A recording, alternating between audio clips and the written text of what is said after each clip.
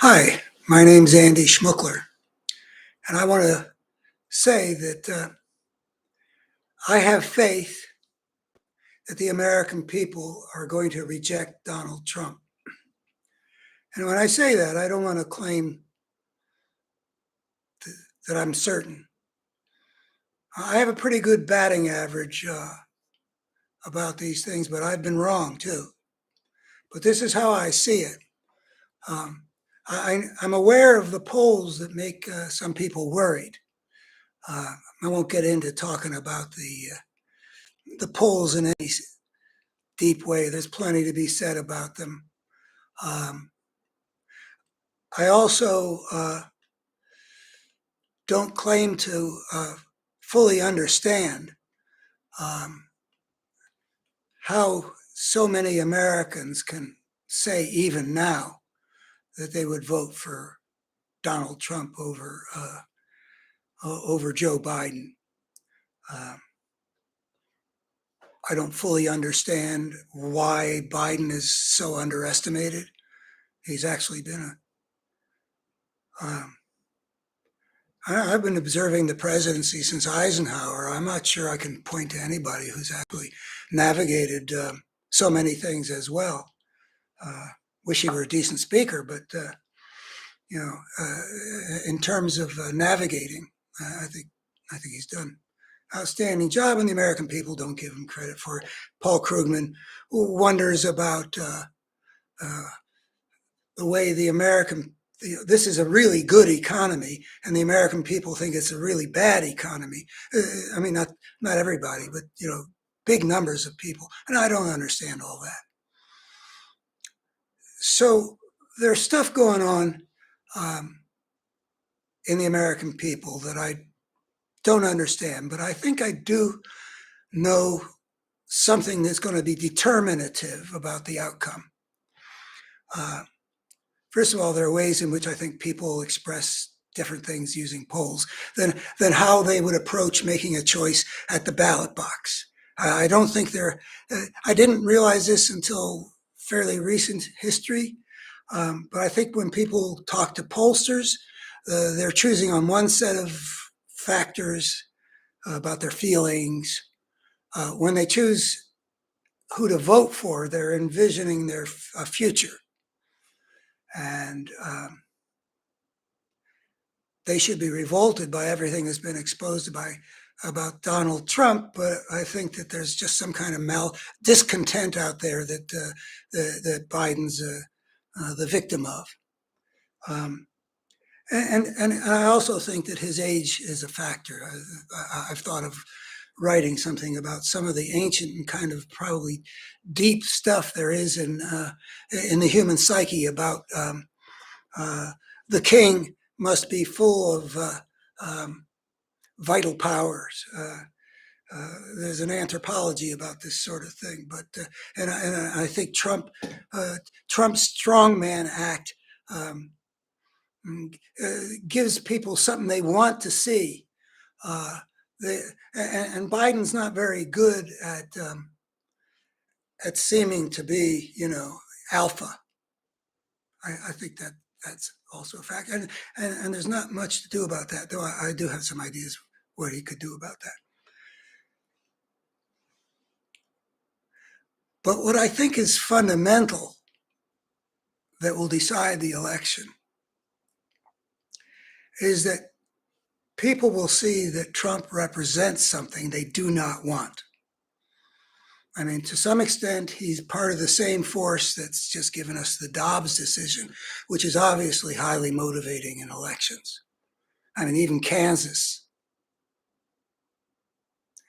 So there's something powerful that's going on in the American people that has to do with what the Republicans have wrought in a theocratic kind of a way. Um, so I think that the people, the advertisements that will call attention to the nature of the choice will highlight that dimension, among others. Um, if the Democrats can't get those Americans who care about basic American democratic values, small d democratic values. Using the video of Donald Trump from this past week talking about the communists and fascists and left-wing thugs that are like vermin. And if they can't use ways in which he's talked about how he's going to use the powers of federal law enforcement to punish his enemies, if they can't use that to bring alive to the American people that that's what the nature of the choice is, there's something wrong with the advertising. Because there it is. I don't know if you would ideally, juxtapose what Trump said with the Hitlerian equivalent about vermin. But creative people could create a powerful message, and the people who saw that message would react to it like, I don't want Trump, if they were people who really cared about those kinds of values. And that's what I have faith in. I have faith that substantial majorities of Americans do care.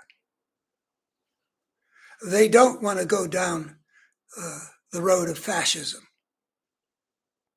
They don't want theocrats telling everybody how they have to behave on this issue or that issue. The marijuana initiative passed in red Ohio by just as much as the putting the right to an abortion into the Ohio Constitution. There's a general desire here not to have a dictatorship of sorts telling everybody what to do. So I think that when it comes time, whatever the polls are saying now, the reasons not to vote for Biden that people might have in their heads, whatever their discontent is about or whatever, it will pale. It will be way outweighed by the knowledge that American democracy is on the line, and they want us to take the path of democracy. Now, there is a problem of third-party candidates, and I don't know how much of a problem it is. I actually have not been that worried about it, but I see that RFK Jr. is now taking votes from Biden as well as from Trump. Don't know if that's something to worry about or not. And then there are these other candidacies that are thrown in there, like, will Joe Manchin ride no labels? Well, I think it's going to, the Democratic strategy, if there is a danger that Trump might actually get elected because too many votes are taken away from Biden by the existence of alternatives besides the two men who actually have a chance to win. I think that there's time for to educate people about, if you care about the nation's future, you don't vote for somebody that's not going to win and help the guy you don't want to have win to win. I mean, there's better ways of putting it, but you get the point, I hope. So that's what I see, and I do worry about the third party thing because I really don't know what the dynamic would be. I mean, how many any Democrat who votes for RFK Jr. is, I don't know, being suckered by a name. I mean, there's no reason for a Democrat to vote for this guy. I'm sad to see Bobby Kennedy's boy be such a,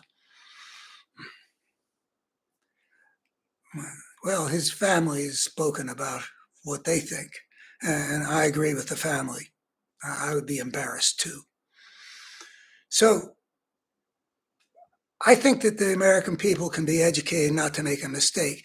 What I think is dependable, what I have faith in, is that they don't want what Donald Trump and that party represents.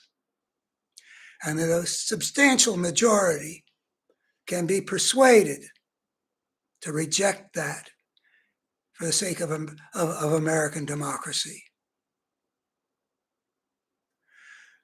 It is the political task of the moment is to make sure that that Americans understand that is fundamentally the nature of the choice in 2024. Are we going to be a democracy? Is something like the spirit of the Nazis that Trump has decided to openly imitate going to prevail? And as the legal process continues on between, I hadn't even mentioned all the cases that are prosecuting Donald Trump, either civil in New York, which will be presumably resolved in the next couple of months, and then starting in March, Jack Smith showing that Trump has committed some of the most serious crimes in American history. And then down in the RICO case in Georgia. I'm not sure how much hope I have about the documents case in Florida because of the nature of this judge, but it's an open and shut case. When people see that, how many Americans are going to be comfortable giving the powers of the presidency to a guy who committed crimes with the powers of the presidency before? A convicted felon, probably by election day. On appeal, maybe, but still the verdict would be in and the evidence would be out there. And the evidence is already out there. We all know he's guilty. But the jury's going to hear the evidence and decide on the basis of the evidence that's presented. And we know that the evidence is going to be presented, will be presented well, because Jack Smith is running a crackerjack outfit. So we can assume that Trump's crimes will be exposed. And there will be this group of people who either actually think that he's been railroaded for political reasons, or just claim to because something else is tied. I don't know where they're coming from, but they're there. Trump will, as Trump goes through his trials, he will be discredited in the eyes of the great majority of Americans, but not in a significant minority. What is it? Maybe a third of the country. I mean, the Republicans are maybe a third of the country, and the Republicans who cling to Trump in a unusual way for an American are probably, I think the polls sort of indicate like 3/4 of the Republicans are part of the cult. So 3/4 of 25% or something like that, and we're not even up to quite 20% of the American people are connected with him in some indissoluble way. We don't need to think that the American people choosing their future is going to be determined by them. By that time, I expect that 2/3 of the American people will not be feeling right about putting Trump back in the presidency. That's how it looks to me. That's how it feels, because I've paid attention to these recent elections, 2022, 2023, and back in 2020, and it does seem to me the 2022 elections showed that people are rejecting the extreme, and Trump represents an extreme that's getting more extreme by the day. So I think it's going to be rejected, and the Republicans have swallowed him, and he's going to prove to be a poison pill, because the whole party will be identified with this guy who's a convicted criminal and traitor. That's how the majority will see it, or at least that will be the flavor of him in their mouths. and they will vote to reject him. Thank you.